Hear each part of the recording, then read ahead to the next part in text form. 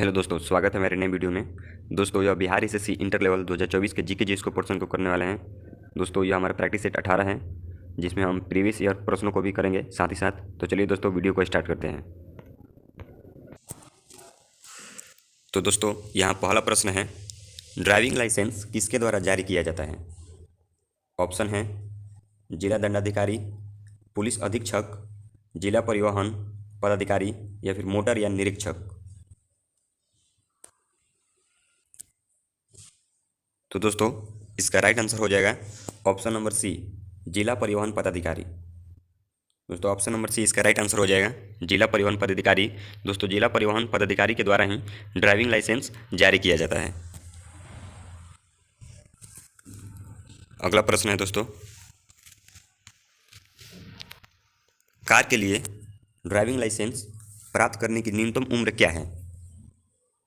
Option है 15 वर्ष, 16 वर्ष, 18 वर्ष या फिर 21 वर्ष।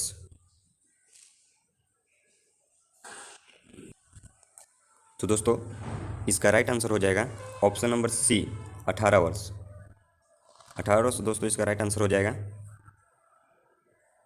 18 पर टिक कर देंगे। 18 वर्ष इसका राइट आंसर हो जाएगा। अगला प्रश्न है,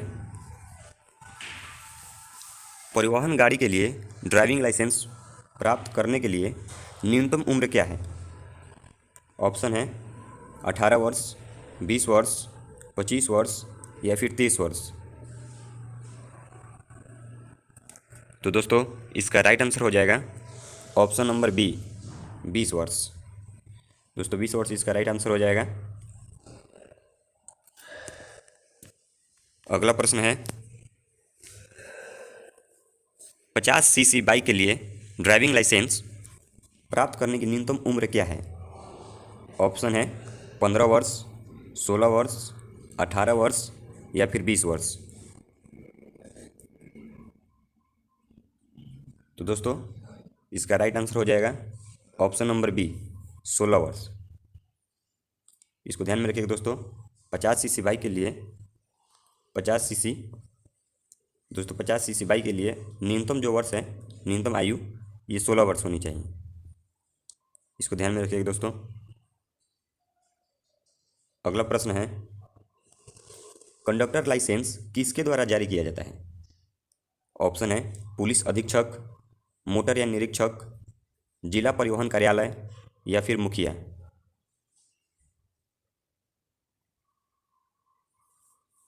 फाइव का राइट आंसर हो जाएगा दोस्तों option number C. Option number C यानी जिला परिवहन कार्यालय के द्वारा कंडक्टर लाइसेंस जारी किया जाता है। ऑप्शन नंबर सी इसका राइट आंसर हो जाएगा दोस्तों।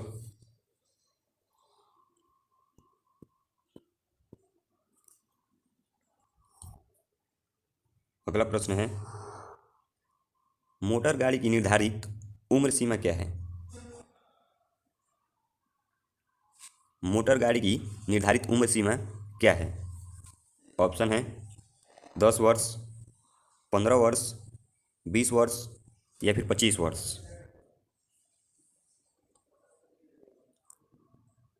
तो दोस्तों, इसका राइट आंसर हो जाएगा ऑप्शन नंबर बी, 15 वर्ष।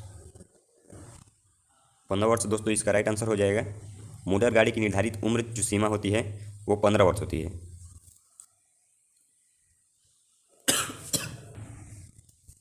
तो दोस्तों, अगला प्रश्न है, मोटर गाड़ी के अंतर्गत यह नहीं आता है। ऑप्शन है मोपेड, ट्रेलर, कैब या फिर रिक्शा। तो दोस्तों, इसका राइट आंसर हो जाएगा ऑप्शन नंबर डी, रिक्शा। दोस्तों, रिक्शा जो है ये मोटर गाड़ी के अंतर्गत नहीं आता है, इसको ध्यान में रखिएगा दोस्तों। अगला प्रश्न है, मोटर गाड़ी नियमावली किसके द्वारा बनाई गई है? अगला प्रश्न है दोस्तों, मोटर गाड़ी नियमावली किसके द्वारा बनाई गई है? ऑप्शन है नगर पंचायत, केंद्र सरकार, राज्य सरकार या फिर केंद्र व राज्य दोनों सरकार।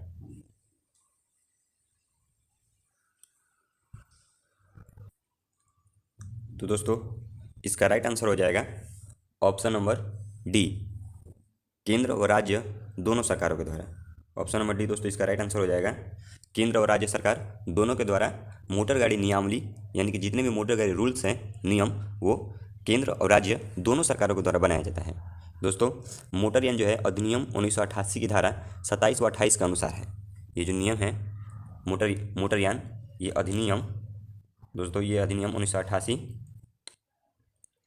ये अधिनियम 1988 की धारा 27 व 28 के अनुसार है, की धारा 27 और 28 के अनुसार है। 27 और 28 के द्वारा इसके नियम बनाए गए हैं। अगला प्रश्न है, मोटर गाड़ी का निबंधन अधिकारी कौन है? ऑप्शन है जिला दंडाधिकारी, जिला परिवहन पदाधिकारी, क्षेत्रीय परिवहन प्राधिकारी, पुलिस अधीक्षक। तो दोस्तों इसका राइट आंसर हो जाएगा ऑप्शन नंबर बी, जिला परिवहन पदाधिकारी। ऑप्शन नंबर बी दोस्तों इसका राइट आंसर हो जाएगा, मोटर गाड़ी का निबंधन अधिकारी जिला परिवहन पदाधिकारी होता है। अगला प्रश्न है, मोटर गाड़ी के निबंधन अस्वीकृत आदेश के विरुद्ध अपील कहाँ दायर की जाती है? ऑप्शन है जिला दंडाधिकारी के पास, राज्य परिवहन प्राधिकारी के पास, जिला न्यायाधीश के पास, या फिर पुलिस अधीक्षक के पास। तो दोस्तों इसका राइट आंसर हो जाएगा ऑप्शन नंबर ए, जिला दंडाधिकारी के पास। दोस्तों मोटर के निबंधन जो उसका लाइसेंस होता है, अगर दोस्तों लाइसेंस यदि मोटर गाड़ी का लाइसेंस अनएक्सेप्टेड हो जाए, अस्वीकृत हो जाए, तो आदेश के विरुद्ध अपील जिला दंडाधिकारी के पास जमा किया जाता है। इसको भी आप ध्यान में रखिए दोस्तों। तो दोस्तों यहाँ अगला प्रश्न है, मोटर गाड़ी का निबंधन किसके द्वारा निलंबित किया जा सकता है? ऑप्शन है जिला दंडाधिकारी, अनुमंडलीय दंडाधिकारी, सचिव, क्षेत्रीय परिवहन प्राधिकारी, उपयुक्त में से कोई नहीं। दोस्तों 11 नंबर का आंसर कीजिएगा।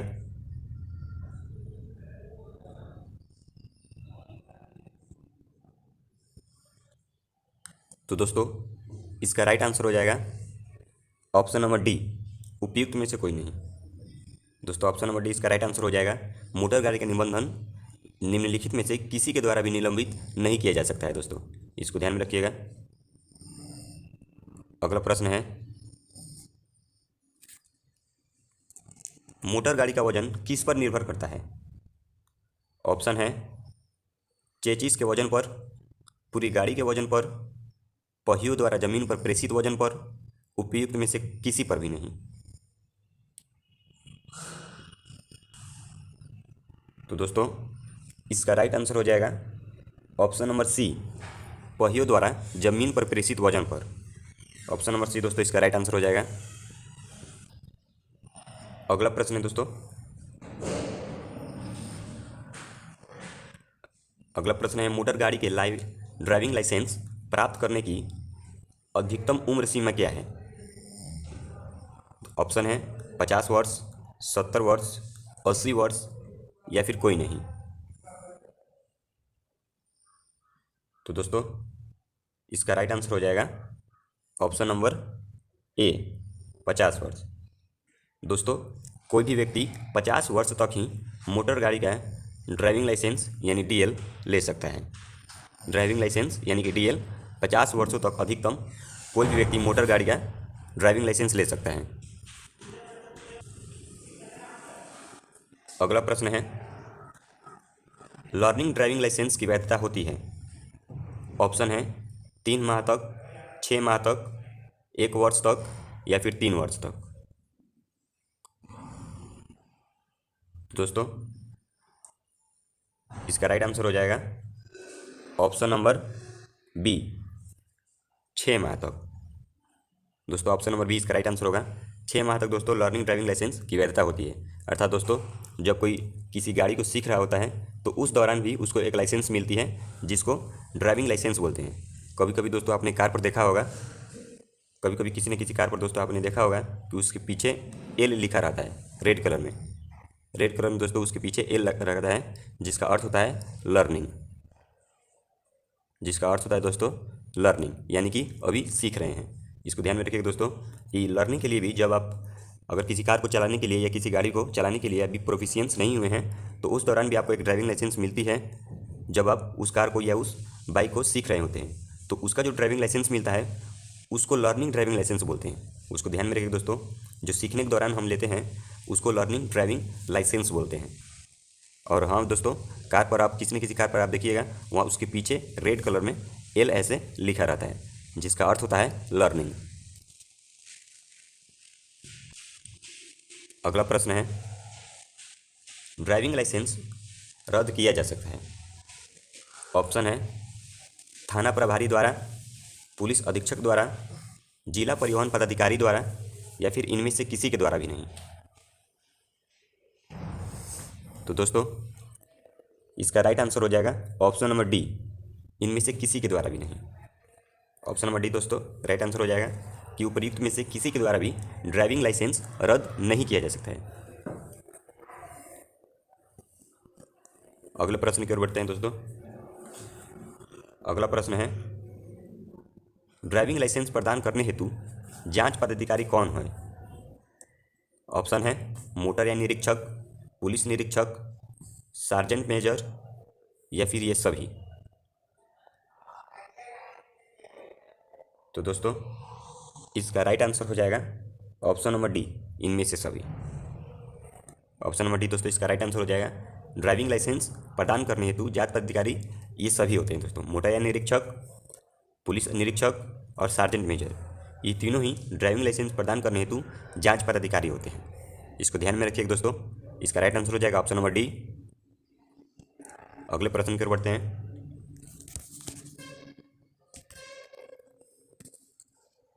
अगला प्रश्न है दोस्तों, मोटर गाड़ी कर यानी कि रोड टैक्स किसके द्वारा देय होता है।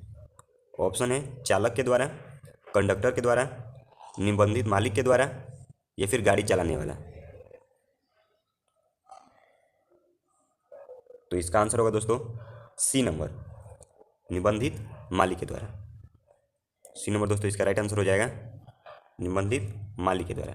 दोस्तों मोटर गाड़ी का जो टैक्स होता है, जो रोड टैक्स होता है, वो निबंधित मालिक देता है। अर्थात गाड़ी को कोई भी चलाए उसका जो मालिक होगा दोस्तों, गाड़ी को कोई भी चलाए उसका जो मालिक होगा, जिसके द्वारा वो गाड़ी खरीदी गई है, जिसके नाम पर वो गाड़ी खरीदी गई है, उसी को वो टैक्स देना होता है। जो मालिक है जिसके नाम पर दोस्तों खरीदी गई है वो गाड़ी, उसी को टैक्स देना होता है। उस गाड़ी को कोई भी चलाए उससे कोई फर्क नहीं पड़ता है। अगला प्रश्न है, मोटर गाड़ी के निबंधन की वैधता की क्षेत्रीय सीमा क्या है। ऑप्शन है जिला स्तर, राज्य स्तर, क्षेत्र स्तर, या फिर संपूर्ण भारत।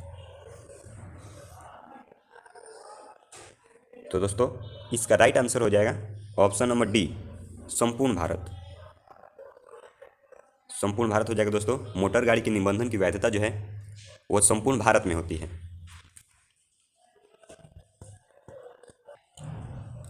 अर्थात दोस्तों जो आपका ड्राइविंग लाइसेंस है उसको लेकर भारत के किसी भी राज्य में चले जाइएगा, उसको लेकर भारत के किसी भी राज्य में दोस्तों आप चले जाइएगा तो वहाँ पर वो मान्य होगा, है ना दोस्तों। इसको भी ध्यान में रखिएगा। यदि आपके पास कोई लाइसेंस है गाड़ी का, तो उस गाड़ी को आप लाइसेंस के साथ किसी भी राज्य में लेकर चले जा सकते हैं, आप पर कोई भी कार्रवाई नहीं की जाएगी।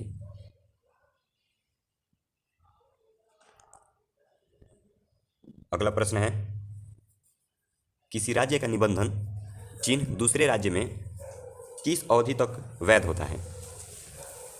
ऑप्शन है 3 माह तक, 6 माह तक, 1 वर्ष तक, या फिर वैध नहीं होता है। तो दोस्तों इसका राइट आंसर हो जाएगा ऑप्शन नंबर सी, 1 वर्ष तक। 1 वर्ष तक दोस्तों इसका राइट आंसर हो जाएगा सी, 1 वर्ष तक। दोस्तों किसी राज्य का जो निबंधन चिन्ह होता है वो दूसरे राज्य में किस अवधि तक वैध होता है, तो 1 वर्ष इसका राइट आंसर हो जाएगा। यानी कि 1 वर्ष तक उसका निबंधन चिन्ह वैध रहता है किसी दूसरे राज्य में। अगला प्रश्न है दोस्तों, मोटर गाड़ी के मालिकाना हक के हस्तांतरण में मोटर गाड़ी के मालिकाना हक के हस्तांतरण में जिम्मेवारी किसकी होती है? ऑप्शन है निर्माता की, हस्तांतरण करने वाले की, जिसको हस्तांतरित की गई है उसको, या फिर दोस्तों हस्तांतरण करता और जिसको हस्तांतरित की गई है दोनों को। ऑप्शन नंबर डी में रख दोस्तों बी और डी, बी और सी दोनों को ले लेते हैं। ऑप्शन नंबर डी में बी और सी दोनों को ले लेते हैं। निर्माता की, हस्तांतरण करने वाले की, जिसको हस्तांतरित की है उसकी, या फिर ऑप्शन नंबर डी दोस्तों हम बना लेते हैं अपना कि बी और सी दोनों की। दोस्तों इस प्रश्न का आंसर आप कमेंट बॉक्स में ज़रूर कीजिएगा। तो चलिए दोस्तों, हमारा वीडियो यहीं पर समाप्त होता है। दोस्तों वीडियो अच्छा लगा हो तो इसे लाइक करें और साथ ही इस चैनल पर नए हैं तो इस चैनल को सब्सक्राइब जरूर कर लें। धन्यवाद।